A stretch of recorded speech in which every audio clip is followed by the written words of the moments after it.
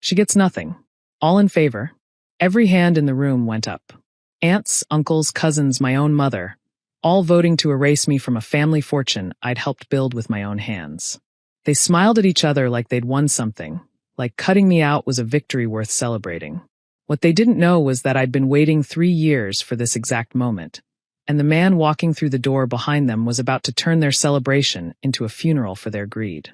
Before I tell you what happened when my attorney dropped that folder on the table, I want you to comment where you're watching from. And ask yourself honestly, if your entire family betrayed you in a single vote, would you have had the patience to wait for the perfect moment to reveal the truth? My name is Corinne Patterson.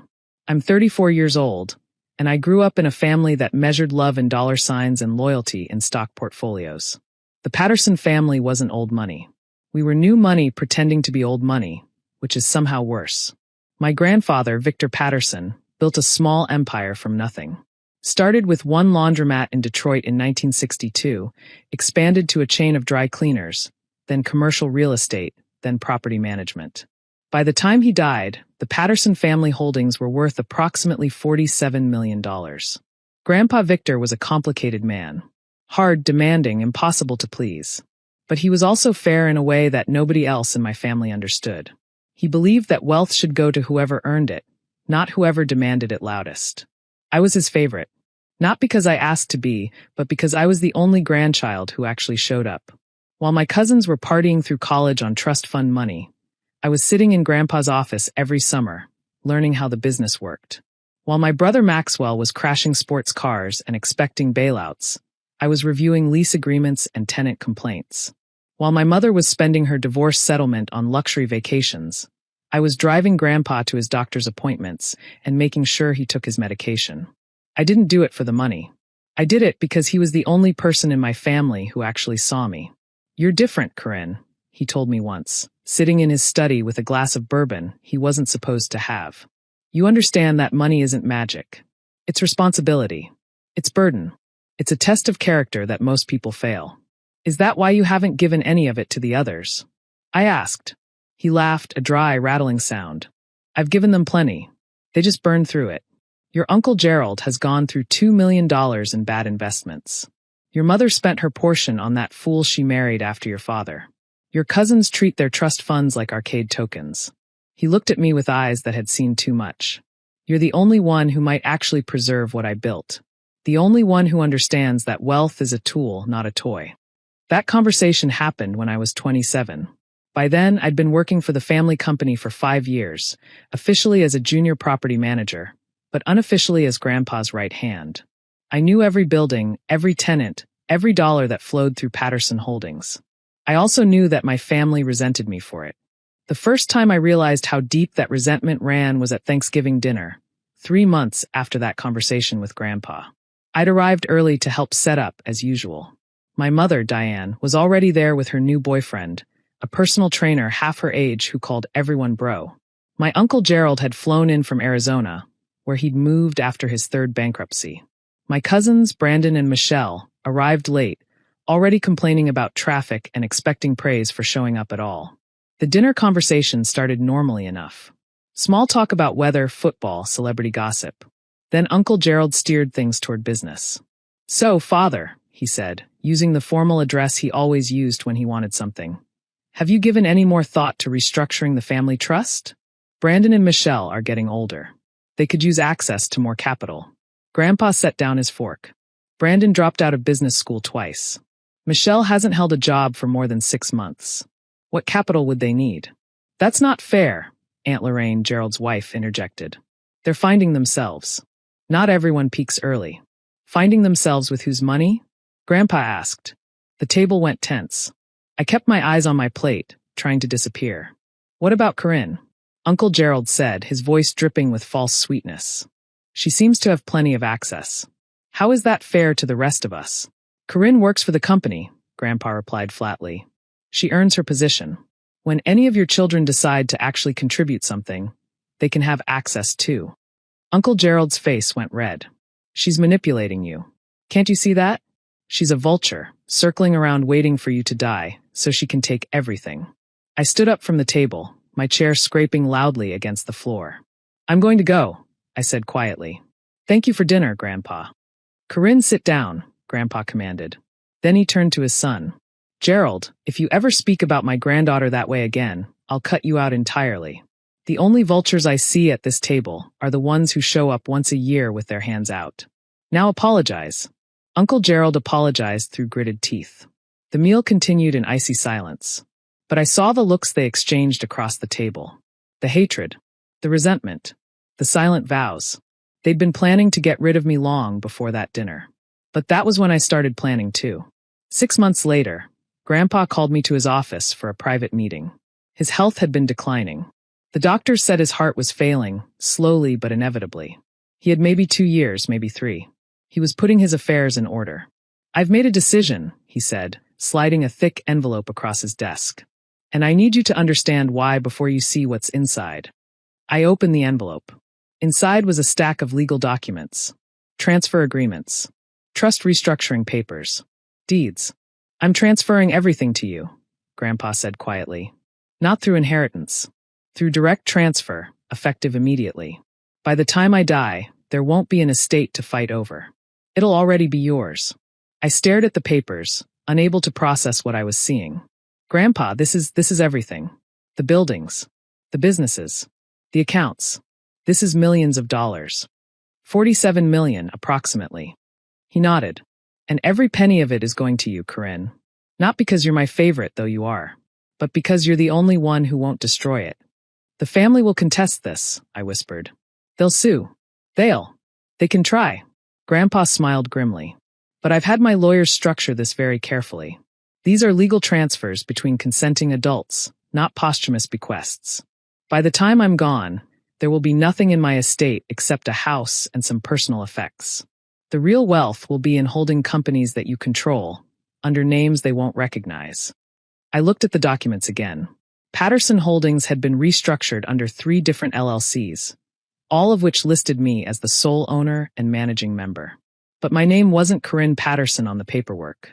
It was Corinne Matthews, my father's name, the name I'd legally changed to 3 years earlier, when I'd quietly married and divorced a childhood friend just long enough to establish a separate legal identity. You helped me plan this, I breathed, suddenly understanding. The name change. The marriage. You knew even then. I knew my family, Grandpa corrected. And I knew they'd try to take everything the moment I was gone. This way, there's nothing to take. You'll own it all, free and clear, and they won't even know until it's too late. We spent the next 3 years executing the plan. Grandpa created a shell estate, a fake fortune of liquid assets and easily contested properties that he dangled in front of the family like bait.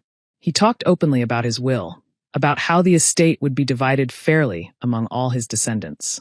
He let them believe they were getting something. Meanwhile, the real assets, the commercial properties, the property management contracts, the investment accounts, quietly transferred to holding companies controlled by Corinne Matthews. I ran them from a distance, using property managers and accountants who reported to me, not to Patterson Holdings. The family had no idea. They were too busy fighting over a pie that didn't exist anymore. Grandpa died on a Tuesday in March. Peacefully, in his sleep, the way he'd wanted. I was with him at the end, holding his hand while the monitors flatlined. Make them earn it, he whispered in his final hours. Don't just give it back. Make them prove they deserve it. I promised I would. The funeral was a performance. Family members who hadn't visited Grandpa in years suddenly appeared, dressed in expensive black, dabbing at dry eyes. Uncle Gerald gave a eulogy that made Grandpa sound like a saint, conveniently forgetting all the times he'd called the old man a tyrant. After the service, the real show began. Uncle Gerald called a family meeting at Grandpa's house. Everyone was invited. Well, almost everyone. I found out about the meeting from my cousin Michelle, who accidentally texted me thinking I was someone else. The message said, "Meeting at Grandpa's house Tuesday 7 p.m. We're voting on the estate. Don't tell Corinne." So I didn't tell Corinne. I just showed up. The living room was packed when I walked in. Uncle Gerald and Aunt Lorraine sat in Grandpa's old armchair like they already owned the place. My mother was on the couch, boyfriend nowhere in sight for once. Brandon and Michelle huddled in the corner, whispering. Various other relatives filled the remaining seats. They all froze when they saw me. "Corinne," Uncle Gerald said, recovering first. "This is a private family meeting."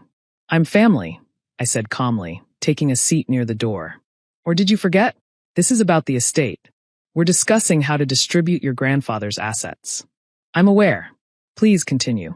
They exchanged uncomfortable glances. Then Uncle Gerald cleared his throat and decided to proceed as if I wasn't there. As I was saying before we were interrupted, the estate needs to be divided fairly. Not based on who spent the most time manipulating an old man, but based on actual bloodline. I didn't react. I just watched. I proposed that the estate be split equally among Victor's 3 children, meaning myself, Diane, and the late Robert's share going to his daughter Corinne. He paused. However, given Corinne's inappropriate influence over my father in his final years, I moved that her share be reduced to a token amount. Say $10,000. Seconded. My mother said immediately. I looked at her. My own mother.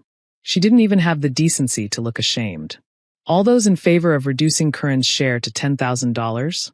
Uncle Gerald asked. Every hand in the room went up. Uncle Gerald smiled triumphantly. Motion carries. Corinne gets nothing of substance. The remaining estate will be divided between myself and Diane, with appropriate portions set aside for the grandchildren. Except me, I said quietly. Except you. Uncle Gerald's smile widened. Now, if you'd like to leave, we have actual business to discuss. I didn't move. Before I go, I said, there's someone I'd like you to meet. The door behind me opened. A man in a gray suit walked in, briefcase in hand. Harrison Webb, senior partner at Webb & Associates, one of the most respected estate attorneys in Michigan. Uncle Gerald's smile faltered. Who is this? My attorney, I said. I asked him to join us because I thought you might want to hear something interesting. Harrison set his briefcase on the coffee table and opened it with practiced efficiency. Good evening, he said pleasantly. I'm here to clarify a few matters regarding the estate of Victor Patterson. We don't need clarification, Uncle Gerald snapped. We're handling this as a family. I understand. However, there seems to be some confusion about what exactly you're dividing. Harrison pulled out a folder. The properties, businesses, and accounts you're discussing were transferred to Ms. Patterson, now legally Ms. Matthews, 3 years ago. There's nothing left to inherit. The room went silent. Then it erupted. That's impossible, Uncle Gerald shouted. What do you mean transferred? Aunt Lorraine shrieked. This is fraud, my mother screamed. She stole from us. I sat perfectly still in the chaos, watching them unravel. Harrison waited for the noise to subside, then continued calmly. I have here the transfer documents for all Patterson Holdings assets, executed over a period of 36 months and fully witnessed and notarized. The transfers were legal gifts from Victor Patterson to his granddaughter, completed while he was of sound mind and body. His doctors have provided statements confirming his mental competency at the time of each transfer. He spread the documents on the table. The commercial real estate portfolio, the property management contracts, the investment accounts, the business licenses. All of it now belongs to holding companies controlled by Ms. Matthews. The estate you've been discussing tonight consists of this house, approximately $80,000 in personal accounts, and some furniture. That's all. Uncle Gerald grabbed one of the documents, his hands shaking. This is dated 3 years ago, he breathed. That's before he even got sick. Correct, Harrison confirmed. Mr. Patterson was quite thorough in his planning. My mother turned to me, her face twisted with rage. You manipulated him. You tricked a dying old man into giving you everything. I stood up slowly. Grandpa wasn't dying when he made this decision. He was sharper than anyone in this room. He saw exactly what you all were, vultures waiting for him to die so you could pick his bones clean. I looked around the room at every face that had voted against me. He gave me everything because I was the only one who gave him anything back. Not money. Time. Attention. Loyalty. The things none of you could be bothered with. Uncle Gerald found his voice. We'll contest this. We'll prove he was incompetent. You can try, I said. But his lawyers, his doctors, and 3 years of documentation say otherwise. You'll spend whatever's left in the actual estate fighting a case you can't win. I walked toward the door, then stopped. Grandpa asked me to do something before he died. He said not to just give it back, to make you earn it. I turned around. So here's my offer. Anyone in this family who wants to be part of the business can apply for a job. A real job with real responsibilities. You'll start at entry level, just like I did. You'll prove yourselves through work, not bloodline. The room was silent. Or, I continued, You can keep fighting over an $80,000 estate while I run a $47 million company. Your choice. I walked out of that house and didn't look back. 6 months later, Uncle Gerald is still threatening to sue. He hasn't filed anything. He can't afford the lawyers. My mother hasn't spoken to me since that night. She's trying to sell Grandpa's house, the only thing she's actually entitled to. Last I heard, she's having trouble finding buyers. Brandon, surprisingly, took me up on the job offer. He's working as a junior property manager, learning the business from the ground up. He's not great at it yet, but he's trying. Grandpa would have appreciated that. Michelle went back to whatever she was doing before. I don't keep track. I run Patterson Holdings now, though it operates under different names. I've expanded into 2 new markets and increased the portfolio by 15% in the past year alone. Grandpa was right. Wealth is a test of character. Most people fail it, but I didn't. If you've ever been voted out, cut off, or erased by people who were supposed to love you, I want you to know something. The best inheritance isn't money. It's the wisdom to see betrayal coming and the patience to let it destroy itself. Build quietly, plan carefully, and when they finally try to take what's yours, let them discover there's nothing left to take. They voted to give me nothing. They didn't realize I already had everything. If this story hit home, share yours in the comments. And subscribe, because the next story might be exactly what you need to hear.